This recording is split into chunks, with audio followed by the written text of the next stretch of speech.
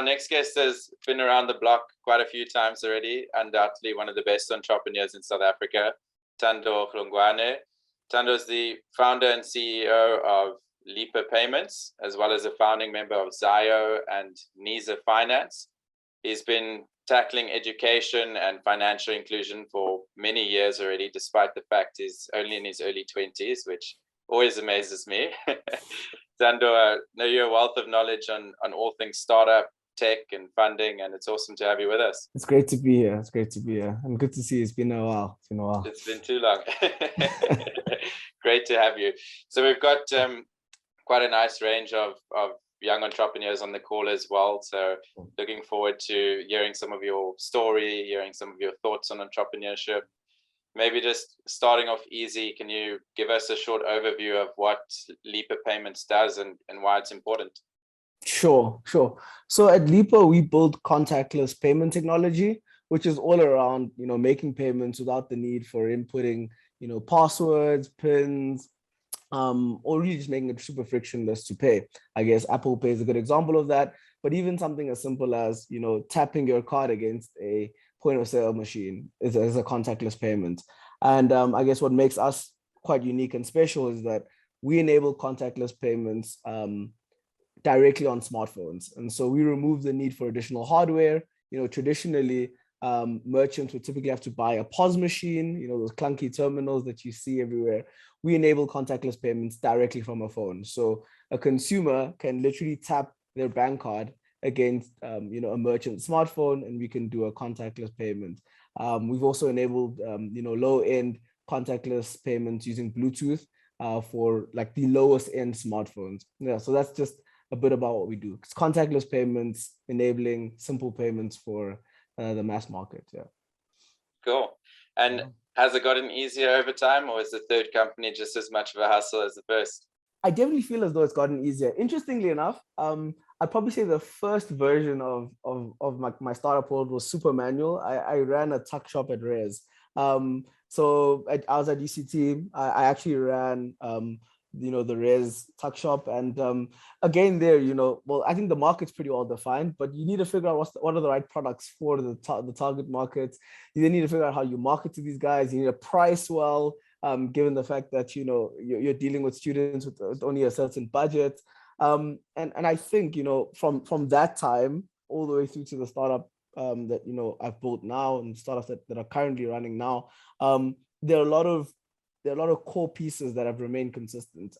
Has it become easier? Yes, I definitely think so. But each of those businesses had, I think, sort of like some form of a ceiling to their ability to grow. And I think as you break through some of those ceilings, you discover new challenges and complexities. And so the problems just get more interesting.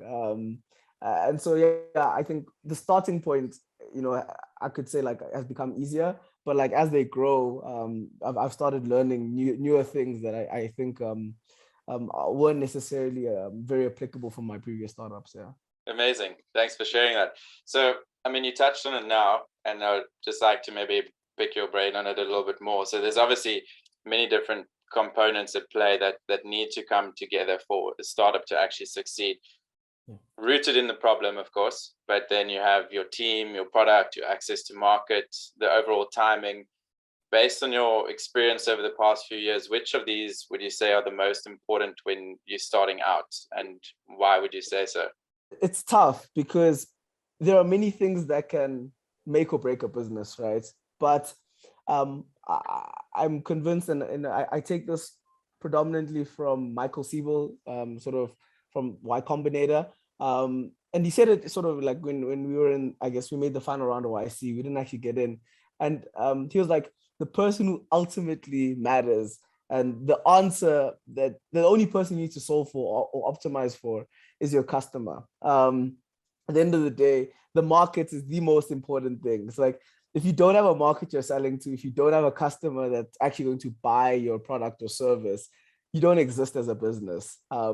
And so I think the first, like the seriously most important thing you need to solve for first is like truly understanding who your early adopter is. Where is the market? Who are the people that will actually pay for your product or service, or or at least who will use it first. It's like, I think there's progression to this as well. It's like you can start by finding someone who's just willing to use your product or service. And then it's like, now within that pool of people, I need to figure out who will pay for it as well, because I need to be sustainable, right? But at the end of the day, the market becomes sort of the most important thing. And from there, then you're able to like build a good team around you. You're able to, focus on improving your product to serve that market better. But like you can have I think Michael Siebels in that blog says something along the lines of like, you can have a really great team with a really great product and the market will still kill it, because they won't accept it and won't pay for it. But you can have a horrible team with like a really bad product, like a super MVP, scrappy MVP. And if the market really wants it, they'll pay for it and you can fix the other stuff later. Not to say like you shouldn't prioritize, your team and everything else, but it's like the single most important thing is probably the market. Yeah. Perfect. Cool. Yeah, I really like that. I mean, it definitely is, like you say, a bit of a hard slog, but that hard slog pays off. And I mean, partnership with Capitec could provide you access to millions of potential customers and users, versus you trying to get that million users by yourself. It's going to be a lot harder of a slog than some strategic decisions made with some really well identified partners. So yeah, well done in the partnership to start off, and excited to see how it plays out. We've obviously got quite a lot of aspiring entrepreneurs on the call itself, and there'll be many watching the videos later as well. So just taking a step back from Lipa Payments and getting your thoughts on entrepreneurship as a whole. Firstly, what role do you believe entrepreneurship plays in shaping the future of our country and our continent as a whole? I think governments has, pushed a narrative quite a bit of entrepreneurship being the key to, unlocking employment and, solving our major unemployment issue. I think that's definitely one piece. But I think the other piece is just human progress. I think in the past, and so I study computer science, and it's actually quite funny because when I told my parents I wanted to do computer science, no. So I told them I wanted to be a scientist. This was like, I was a bit younger. I was like, Mom, I want to be a scientist. And Mom was like, I'm not sure if scientists make money. She's like, you should consider becoming like an accountant or like something else. Like, I'm not sure if scientists make money. And look, that was my mom kind of saying that like, there are a whole lot of people who've invented things, but like, they're not necessarily wealthy of them, right? I think we live in a world now where, the people who actually create things have actually been able to monetize them. And, they're actually the ones who have been able to build a legacy of their inventions, call it, if you call it that. But we once upon a time lived in a world where it wasn't necessarily the case, like the inventor of something wasn't necessarily the guy to commercialize it and monetize it. And so I think that the fact that people can solve really hard problems, create new things, and there's a really great incentive, which is that you have the opportunity to build something great and be the one to actually to benefit from the legacy that you create, means that like more people are incentivized to actually push us forward as a society. Human progress requires people to like sit down and solve problems that have existed for years, that people have just not bothered to solve in the past. And sometimes the incentive for that is pretty low. But I think the way the entrepreneurship ecosystem has developed is making it a little bit more, it's making it better incentivized for someone to stop and think about like, how can I solve other people's problems? That's the language entrepreneurs speak about. It's like, how am I solving my customer's problem? You're incentivized to do it because you can build your own wealth and whatever, but it's like the benefit is for mankind. It's for the world at large. I think us becoming a multi-planetary species is something that many of us look at and are like, that sounds pretty interesting. But like without the incentives of entrepreneurship, I don't know how many people would actually be pursuing this like into space travel stuff, because it's very risky, and the odds of actually pulling it off are not necessarily very high. But yeah, entrepreneurship just allows us to, it incentivizes us at least to think beyond just the current state we live in. And yeah, I think that's the kind of benefit we have, or that at least we seek to gain from entrepreneurs. Yeah. Yeah, I love that. It's continuous improvement, and who knows where we'll end up with all of the innovation and entrepreneurs coming up. It seems like it's definitely increasing rapidly. So it's going to be exciting to see how the next couple phases of it play out. Yeah. Second side of the question of just getting your thoughts on entrepreneurship in general. Let's say one of the people who are tuned in have a game-changing idea, but they're not quite sure how to go about starting and building a company around it. What are the first few steps you'd advise them to take? Cool. The first thing is you just Google it. Like, I think we'll be super surprised how many ideas you come up with. Already have people who've thought about them, who've tried them out. And that's not to discourage anyone, but it's to say that you can immediately learn a whole lot from the people who've gone and already started with this thing, right? And like, even you hear from the Yoco guys, they say, they discovered Stripe in the US first before they, set up Yoco here. And it's to say that you can look at models for certain businesses and how they've set them up, and then apply them to the context that you were thinking about, or the market that you were thinking about, right? And so I say the first thing is just spend quite a bit of time trying to find someone who's done what you've done before. Even if they've failed, there's something to learn from them. And then you figure out, okay, how am I going to do it differently? What's going to make me special? What market am I going to apply it to? I think second to that then is once you've found some sort of a model and you think it might work for this new market, like, okay, I'm bringing this thing to this specific market, is go and speak to people in that market. Go and you don't build anything, just literally go and speak to what are your ideal customers. Like, just have a chat with them, ask them a couple of questions, understand their motivations, their drivers, how they're doing it currently, what are their substitutes, and then be like, cool, like if I brought this to you, would you pay for it? If even better, are you willing to pre-order it? Like, if someone's willing to pre-order something, like, then you're really in the money. And there are a few guys who pull this off really successfully. But for the rest of us, you probably, the best you're going to get out of it is, some sort of a warm yes, I'm willing to pay for it. And then you have to be convinced. Get to a point where you're convinced that it's worth investing more time actually trying to build out a proof of concept.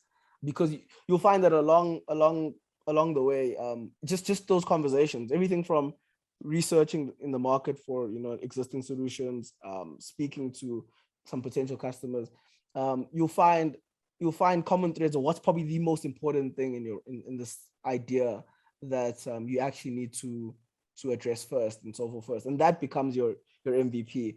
Sometimes our idea of what our MVP is completely off. It's like the thing we actually think creates the values, sometimes not that thing. And so, yeah, but just speaking to the customers and just looking at, maybe some failed examples and some successful examples of alternatives to what you're trying to do, you should probably get a really good idea of what your MVP looks like.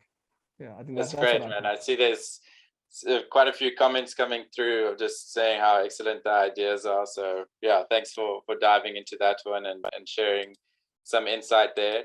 I know we are running out of time a bit, but just one last personal question, which I'd love to get your thoughts on, is whether you find your age plays for or against you in the business world, and why. I mean, I know you've reaching great heights for somebody that's in their early 20s. So I think it would be super interesting to get your thoughts on how that age factor comes into play, or if it doesn't come in at all.